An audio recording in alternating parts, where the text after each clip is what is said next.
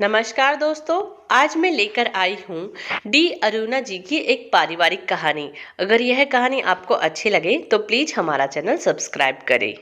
रोहन की बात सुन रमा का दिल टूट गया।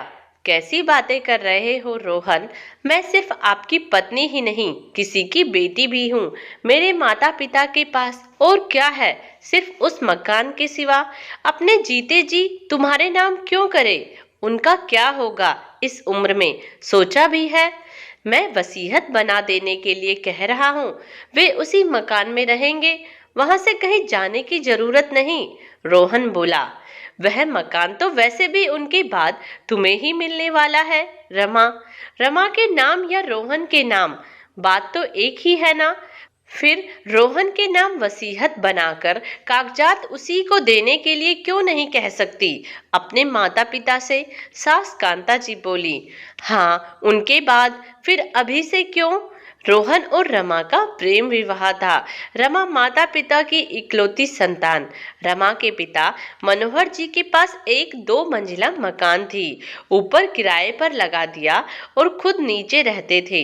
दहेज के नाम पर शादी के वक्त कुछ नहीं लिया गया था, पर अब साल होते ना होते कांता जी का दिल मनोहर जी के मकान पर अटक गया। रोहन को भी एक ही बात बोलती, दहेज तो कुछ लिया नहीं, सिर्फ एक मकान है जो मांग रहे हैं। कौन सा अपने साथ ले जाएंगे? अपने जीते जी बच्चों के नाम कर दे तो बच्चे भी उस संपत्ति का उपभोग कर सकेंगे। बार बार बोलते रहने के कारण रोहन को भी लगने लगा मकान उसके नाम कर देना चाहिए। रोहन माँ की चालाकियां नहीं समझ पा रहा, पर रमा उनके उद्देश्य को अच्छी तरह से समझ रही थी। एक अच्छी जगह पर मकान था, उसमें थोड़ा बदलाव ला ऊंचे दरों पर किराए पर चढ़ाएंगे, जो उनका प्लान था। फोन पर किसी को कह रही थी, एक बार कागजात हासिल हो जाए तो मनुष्य का ईमान बदलते देर कहाँ लगती है। बेटी की शादी के जुर्म में क्या माता पिता सड़कों पर आ जाए? धीरे धीरे यह बातें कलह का कारण बनने लगी। एक दिन गुस्से में रोहन ने रमा पर हाथ उठा दिया। रमा सकते में आ गई, आत्मसम्मान पर पड़ी चोट सह न पाई और उसी दिन मायके वापस आ गई।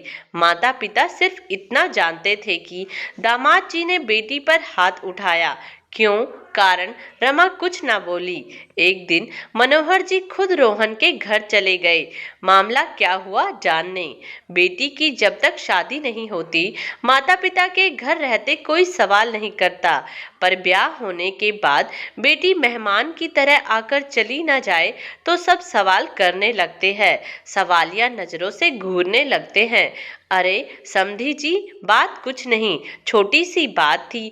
वैसे भी आपका मकान आपके बाद रमा को ही मिलने वाला था, तो हम चाह रहे थे मकान आप रोहन के नाम कर दे। बेटी क्या, दामाद क्या, दामाद भी तो बेटे समान ही है, आगे भी तो यही बेटा आपके काम आएगा।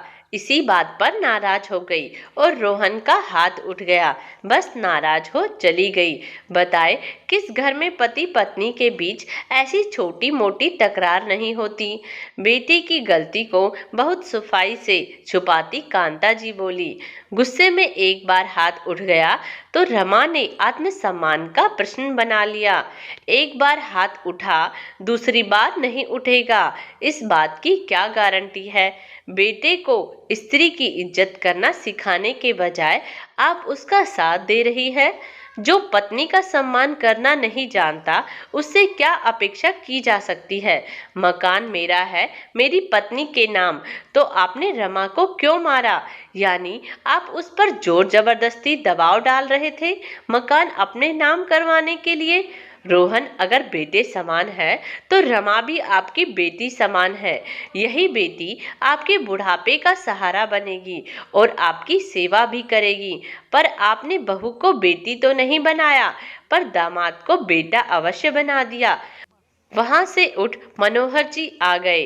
पति जब तक खुद उपार्जित कर पत्नी घर परिवार की जरूरत पूरी करता है, तब तक उसका मान सम्मान पत्नी और ससुराल वालों की नजरों में ऊंचा रहता है।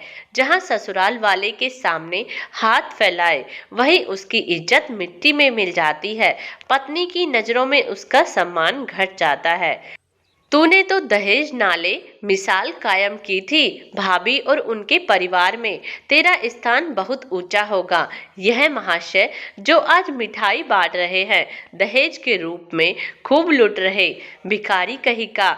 घृणा से सागर, जो रोहन का सहकर्मी था, बोला। सागर के बातों का बहुत असर पड़ा रोहन पर। वह भी भिखारी ही बन रहा था। प्यार की कस्में खाने वाला रोहन प्यार की घनी छांव में पत्नी को साल भर भी नहीं रख पाया। उसकी कमी प्रति क्षण महसूस कर रहा था, पर कुछ माँ की बातें, कुछ उसका अहम और अहंकार आड़े आ रहा था। ऑफिस से सीधे रमा के पास माफी मांगने पहुंचा। हाथ जोड़ उसने सास ससुर से भी माफी मांगी। दो टूटे दिल फिर से जुड़ गए। रिश्तों को प्यार से सींचने के लिए गलती मान माफी मांग लेने में ही समझदारी है। अहंकार की तेज धूप में प्यार के रिश्ते को झुलसने ना दे, तो ही दिल की बगिया हमेशा खिली रहेगी। दोस्तों, यह कहानी आपको कैसी लगी? प्लीज कमेंट्स बॉक्स में अपनी राय जरूर दें। धन्यवाद।